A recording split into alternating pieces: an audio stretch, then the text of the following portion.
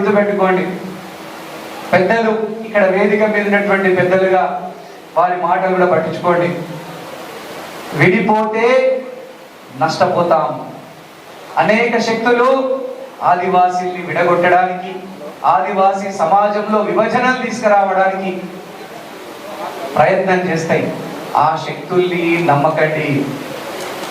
మీరంతా మనమంతా ఐక్యంగా ఉండి ప్రజలతోని మమేకమైతే మిగతా యొక్క సామాజిక వర్గాల్ని కలుపుకపోతూ అందరినీ నా వాళ్ళే అనుకున్న వాళ్ళకి చావు లేదు. మనమందరం కూడా ఈ మాటని అనేక విషయాలలో ఆదివాసీలందరూ ఐక్యంగా ఉండాలనేటువంటి మాటని తీసుకెళ్దాం. ఆదిలాబాద్ అసెంబ్లీ నియోజకవర్గ పరిధిలో, ఆదిలాబాద్ పార్లమెంటు పరిధిలో ఆదివాసీ సోదరులందరూ కూడా మీకు ఏ కష్టం వచ్చినా కూడా సోయం బాపురావు గారు ఉంటారు, బొజ్జు గారు ఉంటారు, గజేందర్ గారు ఉంటారు. వీరందరితో పాటుగా మీ అందరికీ నేను మాటిస్తున్నా, మీ కష్టం సుఖంలో మీ కంది శ్రీనివాస్ రెడ్డి ఉంటాడు. మీకు నిరంతరం కూడా సేవ చేస్తాడు. ఆదివాసీలు ఏ కార్యక్రమం పెట్టుకున్నా కూడా నా ఇంటి తలుపులు తెరిచే ఉంటాయి. మీరు ఎప్పుడైనా రావచ్చు. ఈ సందర్భంగా నేను ఒకటే తెలియజేస్తా ఉన్నా, మీరందరూ అనేక ఆదివాసీ సోదరులు నిరంతరం వస్తూ ఉంటారు మన క్యాంప్ ఆఫీస్కి. వారు అడిగే సమస్యలు కూడా చాలా చిన్న సమస్యలు. కానీ మీకు ఈరోజు సోయం దాదా లాంటి ఒక మంచి వ్యక్తి రాజకొండ సేవా సమితికి అధ్యక్షుడు కావడం వల్ల మీ యొక్క ఆయన ఎంపీ ఉన్నప్పుడైతే ఎట్లయితే గొంతెత్తి దేశవ్యాప్తంగా ఆదివాసీల హక్కుల కోసం పోరాడినో, ఈరోజు రాజకొండ సేవా సమితి రాష్ట్ర అధ్యక్షులుగా మళ్ళీ ఆదివాసీల కోసం నిరంతరం కొట్లాడతాడు, పోరాడతాడు, మీ వైపునుంటాడు. మీకోసం ప్రజల పక్షాన నిలబడేటువంటి గొంతుగా సోయం బాపురావు గారు అవుతారు. ముఖ్యమంత్రి గారు కూడా సోయం బాపురావు గారు అంటే రేవంత్ రెడ్డి గారికి ప్రత్యేకమైనటువంటి అభిమానం. ఆ రోజు ఇంద్రవెల్లి సభ నుంచి కానీ, ఆ రోజు కాంగ్రెస్ పార్టీలో రేవంత్ రెడ్డి గారు నాకు ఇంద్రవెల్లి సభనే నాకు రాజకీయంగా పునర్జన్మనిచ్చిందని అంటారు. అట్లాగే సోయం బాపురావు గారు రేవంత్ రెడ్డి గారికి అత్యంత ప్రియమైనటువంటి వ్యక్తి. తప్పకుండా సోయం బాపురావు గారు త్వరలోనే ఒక రాష్ట్ర స్థాయి కార్పొరేషన్ చైర్మన్ అయ్యి ఆదివాసీలకు మరింత సేవ చేయాలని నేను మనస్ఫూర్తిగా కడుపులో నుంచి నేను కోరుకుంటా ఉన్నాను.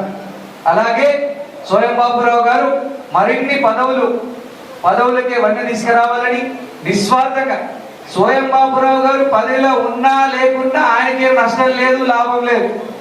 ఆయన ఏదైనా మంచి పదవిలో ఉంటే ఆదివాసీలకే లాభం, ఆదివాసీలకే మంచి తప్ప మరొకటి కాదని సందర్భంగా తెలియజేస్తూ మరొకసారి వేదిక మీద ఉన్న పెద్దలందరికీ ఈ కార్యక్రమానికి వేలాదిగా నేను ఒక్కసారి మీరు అక్కడ దార చూస్తే కలెక్టర్ చౌక్ నుంచి కుమరంభీం విగ్రహం నుంచి ఇక్కడి వరకు వేలాదిగా తరలి వచ్చిండ్రు. కోటులు, కొలాంలు, ప్రధానులు, నాయపోళ్ళు, తోటలు అందరూ 9 కులాల ఆదివాసీలు తరలిచిండ్రు.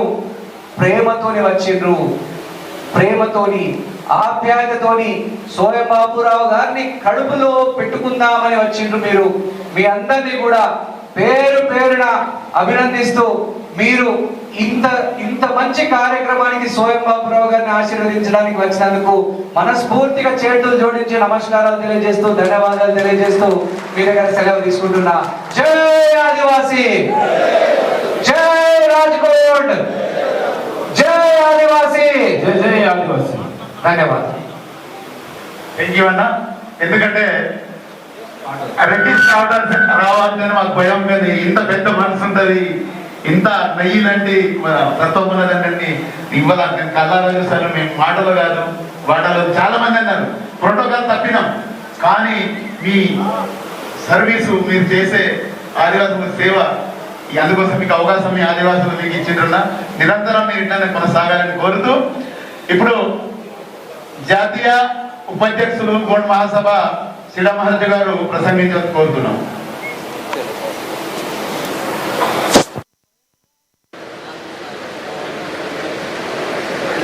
అందరికీ జై సేవ. ఈరోజు రాజ్కోట్ సేవా సమితి రాష్ట్ర అధ్యక్షుని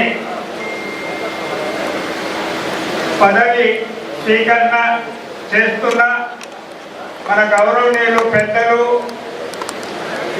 అనుభవజ్ఞులు, మాజీ పార్లమెంట్ సభ్యులు గౌరవ శ్రీ సోయం బాపురావు గారి ఇవాళ ప్రమాణ స్వీకారం చేయడము మరి భారతదేశంలో ఉన్న కోన్ సమాజానికి శుభతరుణం. ఎందుకంటే ఏదైతే స్వతంత్రం వచ్చిన తర్వాత, స్వతంత్రం రాకముందు ఈ భూభాగంలో మనమందరము గోల్వన రాజ్యం వెళ్ళిన చరిత్ర 1800 శతాబ్దంలో ముగిసింది. తర్వాత కుమ్రం భీము చరిత్ర ఏంటంటే రాజుల రోజులు పోయినాయి. కుమ్రం భీము చరిత్ర 1937 నుంచి 40 వరకు జరిగింది. దాని అనుగుణంగా 43 సంవత్సరంలో మరి రాయ్ సెంటర్లు ఏర్పడ్డాయి. రాయ్ సెంటర్లు అంటే రాయ్ అంటే సలహా, రాజ అంటే ప్రజలు. ఈ ప్రజల యొక్క సలహా వలన ఈ రాయ్ సెంటర్లు ఏర్పడ్డాయి. రాజ్కోట్ సేవా సమితి 1962 నుంచి ప్రారంభమై ఇవాళ